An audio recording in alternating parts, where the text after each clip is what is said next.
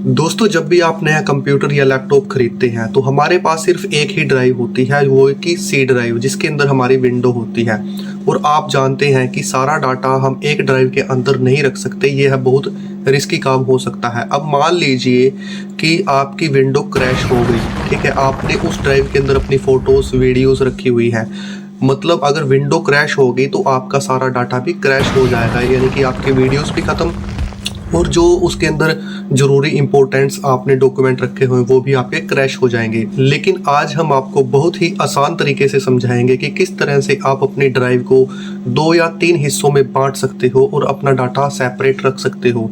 यानी कि आपकी जो विंडो है वो अलग पार्टीशन में रहेगी और आपका जो जैसे फ़ोटोज़ होगी और आपकी वीडियोज़ होगी या जो भी इंपॉर्टेंट डॉक्यूमेंट है वो अलग पार्टीशन यानी कि नई ड्राइव में रहेंगे। नया पार्टीशन किस तरह से बनाएंगे, कहने की बात यह है कि दोस्तों कि आज की इस वीडियो में हम यह भी सीखेंगे, अगर आपके पास पहले से ही आपकी सी ड्राइव है, कि किस तरह से आप नया ड्राइव बना सकते हो। दोस्तों, अगर आप कंप्यूटर या लैपटॉप यूज़ करते हो, किसी ऑफिस में हो, कहीं पर भी आप कंप्यूटर का यूज़ करते हो, तो ये सेटिंग्स आपको पता होनी ही चाहिए। तो बिना देरी किए हुए चलिए स्टार्ट करते हैं। तो नमस्कार दोस्तों, स्वागत है आप सभी का आपके अपने channel GK tech and skills पर, जहां पर आपको मिलती है हर वो जानकारी जो कहीं ना कहीं आपके काम आने वाली होती है। तो चलिए मैं आपको लैपटॉप की स्क्रीन पर करके दिखाऊंगा स्टेप बाय स्टेप कि किस तरह से आप नया पार्टीशन बना सकते हैं। तो चलिए चलते हैं अपनी कंप्यूटर की स्क्रीन पर। तो दोस्तों, सबसे पहले आप यहाँ पर दिखाई दे रहा होगा, ये मेरा कंप्यूटर है, लैपटॉप मतलब लैपटॉप है। अगर आपके पास कंप्यूटर है, पीसी है या फिर लैपटॉप है, प्रोसेस दोनों का सेम ही होता है दोस्तों, बस आपने पार्टीशन किस तरह से बनाना है वो सीखना है।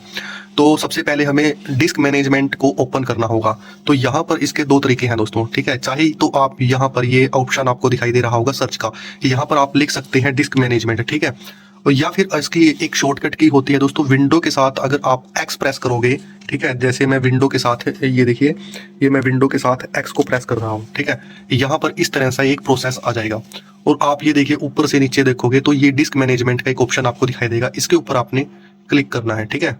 तो मैं डिस्क मैनेजमेंट के ऊपर चला जाता हूँ। तो जैसे ही मैं डिस्क मैनेजमेंट के ऊपर क्लिक करता हूँ तो ये देखिए दोस्तों, यहाँ पर डिस्क मैनेजमेंट का एक पूरा डायलॉग बॉक्स ओपन होकर आ जाता है। यहाँ पर आपको दिखाई देगा कि हमारी जो विंडो है वो कहाँ पर है, हमारे पास टोटल कितना स्पेस बचा है। तो जैसा कि आप यहाँ पर देख रहे होंगे, ठीक है, ये देखिए window C D partition 1 partition 4। यहाँ पर आपको ये देखिए, ये जो सी ड्राइव है, इसका मतलब क्या है दोस्तों कि सी ड्राइव के अंदर हमारी जो विंडो है वो इंस्टॉल है। और आगे आप यहाँ पर देखोगे, ठीक है, ये देखिए 731.30 GB, ये अनलॉक्टेड फाइल, यानी कि ये जो हमारे जो जीबी है, यानी कि ये जो स्टोरेज है ये हमारी खाली पड़ी है अभी, ठीक है। इसका दोस्तों एक और चीज आपको बता दूं कि यहाँ पर आपको एक और दिखाई दे रहा होगा ये फाइल, ठीक है, 119.24 GB। इसका मतलब ये है कि इसके अंदर हमने दोस्तों एक SSD इंस्टॉल की हुई है। अगर तो आपके पास SSD लगी हुई होगी, ठीक है, फिर तो यहाँ पर ये स्पेस आपको दिखाई देगा, अदरवाइज आपको यहाँ पर ये 3 चीजें ही आपको दिखाई देंगी, ठीक है। मैंने इसमें मेरा जो लैपटॉप है, मैंने इसमें 120 GB की SSD अलग से लगवाई हुई है। इससे होता क्या है कि आपका जो सिस्टम होता है दोस्तों वो स्लो नहीं होता, ठीक है, वो मतलब फास्ट तरीके से काम करता है। अब मैं आपको बताऊंगा कि मान लीजिए ये है, मुझे नई एक डिस्क बनानी है। एक डिस्क तो दोस्तों ये होगी सी ड्राइव, ठीक है, ये सी ड्राइव होगी। अब यहाँ से नई डिस्क बनेगी यहाँ से, ठीक है। तो इसके ऊपर मैं राइट क्लिक करता हूं और ये जो ऑप्शन दिख रहा होगा न्यू वॉल्यूम, इसके ऊपर क्लिक करता हूं। न्यू वॉल्यूम में जैसे जाता हूं तो यहाँ पर देखिए इसको नेक्स्ट करना है। अब यहाँ पर दोस्तों मैं आपको थोड़ा सा समझाता हूं। अब ये देखिए दोस्तों, यहाँ पर 748852 ये लिखा है, ठीक है। मान लीजिए मैंने 300 GB की एक डिस्क बनानी है, ठीक है, नया ड्राइव बनाना है। तो यहाँ पर दोस्तों हमने उस साइज को रखना है जितने की हमने नई ड्राइव बनानी है। अब मान लीजिए मुझे 300 GB की एक नई ड्राइव बनानी है, तो मैं ऐसा तो है नहीं कि मैं यहाँ पर 300 GB लिख दूंगा, है ना, कि 300 GB लिख दिया मैंने, 300 लिख दिया, 300 GB का ड्राइव बन गया। आपको पता होना चाहिए कि 300 GB का ड्राइव बनाने के लिए कितनी MB लगती है। यहाँ पर हम MB में वो अमाउंट लिखेंगे, यानी कि वो नंबर लिखेंगे। यहाँ पर आप चेक भी कर सकते हो, ये चाहे लैपटॉप हो आपके पास चाहे कंप्यूटर हो, दोनों में सेम प्रोसेस होता है दोस्तों। MB में ही यहाँ पर साइज आपको लिखना होता है। तो आपकी जानकारी के लिए बता दूं दोस्तों कि 1024 MB का 1 GB होता है, ठीक है, 1024 का 1 GB होता है, ये आपने ध्यान में रखना है।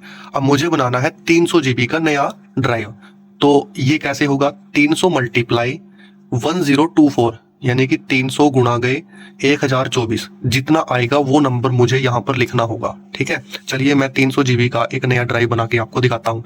तो 300 को मल्टीप्लाई करूंगा 1024 से, तो कितना आएगा 3,72,000। ठीक है, जब आप इसको मल्टीप्लाई करोगे तो 3,72,000 इसका साइज आ जाएगा, यानी कि 300 GB का मेरी नई ड्राइव बनेगी अब। ठीक है, यहाँ पर साइज मैंने लिख दिया और नेक्स्ट के ऊपर क्लिक कर दिया। बिल्कुल बिल्कुल ही डीप प्रोसेस से मैं आपको बता रहा हूँ दोस्तों, बिल्कुल ध्यान से देखना। अब यहाँ पर आप देखोगे कि यहाँ पर आपने लेटर को सिलेक्ट करना है। ठीक है, assign the following drive letter. अब देखिए वो ड्राइव थी सी ड्राइव, जैसे सी ड्राइव होती है, इसको जब हम नया ड्राइव बनाएंगे तो यहाँ पर डी ड्राइव इसको नाम दे देंगे। ठीक है,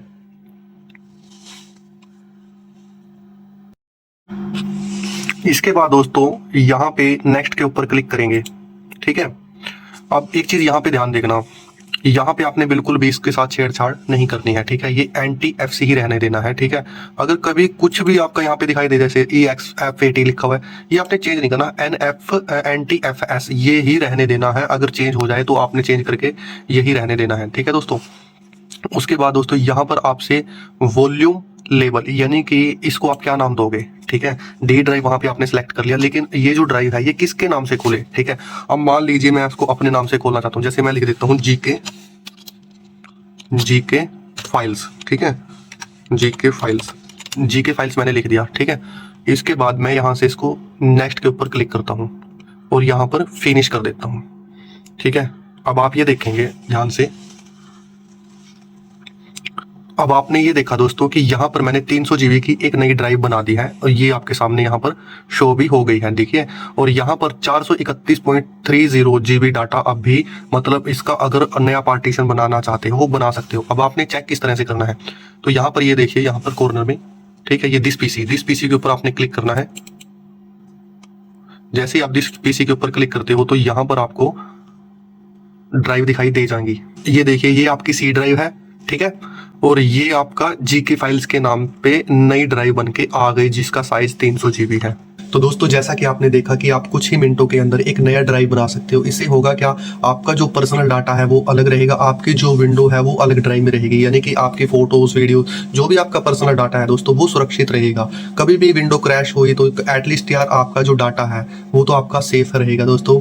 और दोस्तों आज की वीडियो में बस इतना ही, और ऐसी ही वीडियो देखने के लिए हमारे channel GK tech and schemes को जरूर सब्सक्राइब करें। दोस्तों वीडियो अच्छी लगी हो तो वीडियो को लाइक जरूर करिएगा दोस्तों। और आपको एक और चीज बता दूं कि सरकार के द्वारा जब भी कोई नई योजना चलाई जाती है, जब भी कोई नई स्कीम आती है या कोई गवर्नमेंट वैकेंसी आती है, तो वो हमारे चैनल पर आपको सबसे पहले देखने को मिल जाती है। तो अगर आप भी वो सबसे पहले जानकारी प्राप्त करना चाहते हैं तो हमारे channel GK tech and schemes को सब्सक्राइब जरूर कर ले दोस्तों।